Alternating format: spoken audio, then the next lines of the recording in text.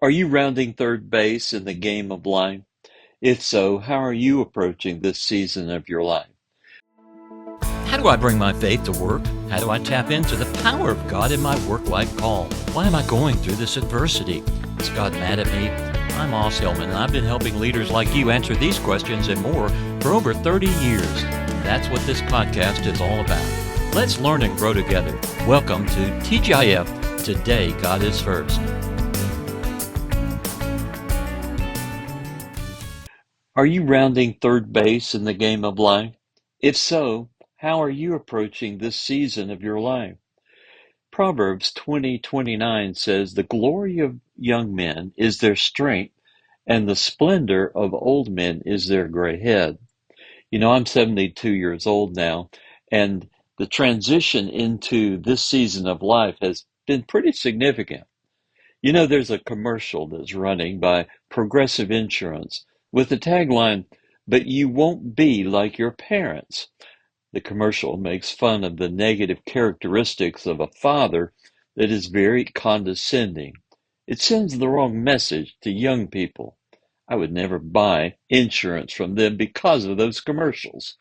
Recently, I've recognized 8 things we need to acknowledge about aging that will help us enter our winter season victoriously. Number one is that purpose is ageless. People don't lose relevance because they age. They lose it when they lose their sense of purpose. As long as you are pursuing something meaningful, whether mentoring or writing or starting new projects or encouraging others or serving a cause, you will stay vibrant. Ask yourself, what unique assignment does God still have for me? Because He does, if you're still living. Number two, keep growing and learning. Stagnation, not age, is the enemy. Keep learning new technologies, new ideas, new ministries, new skills, even learning small things like mastering a new technology app or joining a new group or studying a new part of scripture keeps the mind young and adaptive. Curiosity is the fountain of youth. I once told a story about a friend of mine. His name was Spencer, who was a golfer, and we played golf regularly. He was about 10 years older than me at the time. This was about 10 years ago. And I said, "Hey, Spencer, I sent you a text and you didn't answer." He says, "I don't do that." I said, in response to text him, I said, "Then don't expect to have a relationship with your grandkids." He now texts. We must keep growing in our use of technology if we want to remain relevant to the culture and those around us. Number three is stay connected to younger generations. Make intentional relationships with people younger than yourself. Share your wisdom, but also listen to their dreams and ideas and language. When you champion young people and stay connected to their energy and struggles, you stay timeless. Number four is health and energy are your secret weapons. You can't fully control aging, but you can steward your body, movement, healthy eating, sleep, supplements, your mindset. A 72-year-old with energy and joy is like a magnet. People are drawn to that vitality. Number five, let reinvention be normal. Don't cling to former identities. Well, I used to be this, or when I was this age, or keep asking, who am I becoming now? If you wrote books, maybe you're creating short videos. If you spoke on stages, maybe now you mentor a small group. If you ran organizations, maybe now you inspire movement through simple conversations with others. Number six is celebrate wisdom, not youth. Culture idolizes youth. Kingdom living honors wisdom. Embrace that you have something rare today: experience, perspective, and tested faith. That's what the world, especially in the church and the marketplace, desperately needs, but doesn't always know how to ask for it. Number seven is stay spiritually sharp. The most radiant, magnetic people at any age are those whose spirits stay tender, teachable, and on fire for God. You're not competing with younger bodies. You're offering a deeper spiritual authority born from walking with God over decades. Number 8, avoid negativity. As we age, it can seem like everything in our bodies is deteriorating. That may be true, but we don't have to voice the problems we face.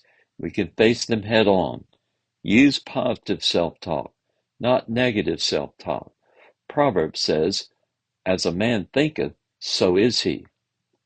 Joshua is a great example of a person in his latter years being useful to God. Research has found that the most productive years for people is between 60 to 70 years old. The second most productive years are 70 to 80 years old. And the third most productive years are 50 to 60 years old. Psalm 92:12 says, the righteous shall flourish like a palm tree. He shall grow like a cedar in Lebanon. Those who are planted in the house of the Lord shall flourish in the courts of our God. They shall still bear fruit in old age. They shall be fresh and nourishing. Joshua was in his 40s when he took the leadership from Moses, but God gave him a new assignment in his 80s. Colonel Sanders started Kentucky Fried Chicken in his 50s. J.C. Penney started over after bankruptcy in his 50s. Joshua 13:11 says, now Joshua was old, advanced in years, and the Lord said to him, you are old, advanced in years, and there remains very much land yet to be possessed. Then Joshua 14:10 says, and now, behold, the Lord has kept me alive. And he said, these 45 years, ever since the Lord spoke this word to Moses while Israel wandered in the wilderness. And now, here I am this day, 85 years old. As yet, I am as strong this day as the day that Moses sent me. Just as my strength was then, so now is my strength for war, both for going out and for coming in. Now, therefore, give me this mountain of which the Lord spoke that day. For you heard in that day how Anakim were there, and that the cities were great and fortified. It may be that the Lord will be with me, and I shall be able to drive them out, as the Lord said. Now, that's a guy who's entering his last stages victoriously. Aging happens to everyone. The aging of our body that leads to our inability to do things we used to do easily becomes another wall to be scaled, but it doesn't have to defeat you.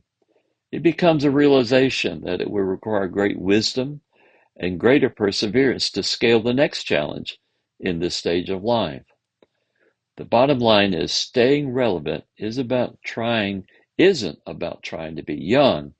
It's about staying alive inside and offering your current best self to the world. Old age is not a disqualifier. It's an amplifier of wisdom, compassion, and clarity.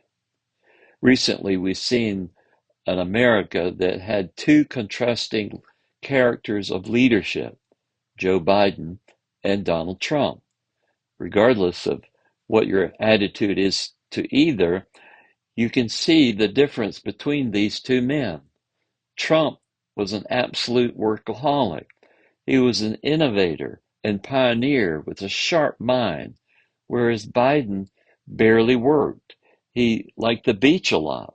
He was satisfied with the status quo and allowed his mind to decline. I love what Clint Eastwood said when Rob Lowe asked him what he has learned about getting old. He said, never let the old man in. What a great statement. Aging is God's way of loosening the grip on this world to prepare us for the next. Even to your old age, I am he, and even to gray hairs I will carry you. I have made and I will bear. Even I will carry and will deliver you. That's Isaiah 46:4.